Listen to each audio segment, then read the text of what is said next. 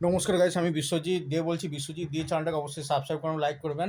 তো আজকে যে ভিডিওটা বানাচ্ছি সেটা হচ্ছে প্লেনে যে ককপিট ল্যান্ডিং, ঠিক আছে, মানে ককপিট যেটা আছে ট্রেনের, যেখানে বসে পাইলটরা দুজন বসে থাকে, ঠিক আছে, সেই রুমটাকে, ঠিক আছে, সেই রুমটাকে একটা ভিডিও রেকর্ডিং করা দরকার, ঠিক আছে। নাহলে কিন্তু যখন মানে প্লেনের যখন দুর্ঘটনা হবে, এরোপ্লেনের যখন দুর্ঘটনা বা অ্যাক্সিডেন্ট হবে, তখন কিন্তু কেউ কিছু বুঝতে পারবে না, ঠিক আছে। সাউন্ড রেকর্ডিং দিয়ে কিচ্ছু বোঝা যাবে না, ঠিক আছে। তো একটা অডিও রেকর্ডিং সবসময় রাখা দরকার।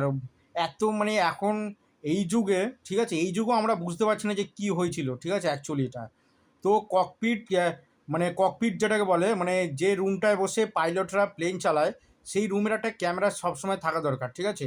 নাহলে কেউ বুঝতে পারবে না কী হচ্ছে, ঠিক আছে, প্লেনের ভেতরে। নাহলে ওই রকম 100-200 লোক ওরকম মারা যাবে, কোনো প্রুফ থাকবে না, ঠিক আছে। বোয়িং কোম্পানিগুলো, ঠিক আছে, সস্তায় তো প্লেনগুলো বেচে দিচ্ছে। সব বোয়িং কোম্পানি সব আমেরিকার কোম্পানি, তারপরে ইয়ারবাস হচ্ছে ইউরোপীয় কোম্পানি, সব বড় বড় প্লেন কোম্পানি, ঠিক আছে। ইন্ডিয়া কোনো সময় প্লেন তৈরি করতে পারে না, ঠিক আছে।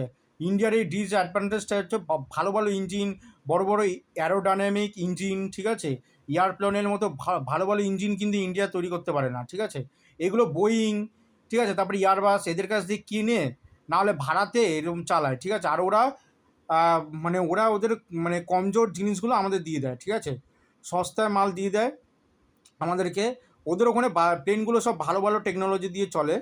তো আমাদের দেশের উচিত, আমাদের বৈজ্ঞানিকদের উচিত প্লেন বাড়ানো উচিত। এত ধর্ম, এত কিছু নিয়ে, এত নিয়ে মারামারি করে কোনো লাভ নেই, ঠিক আছে।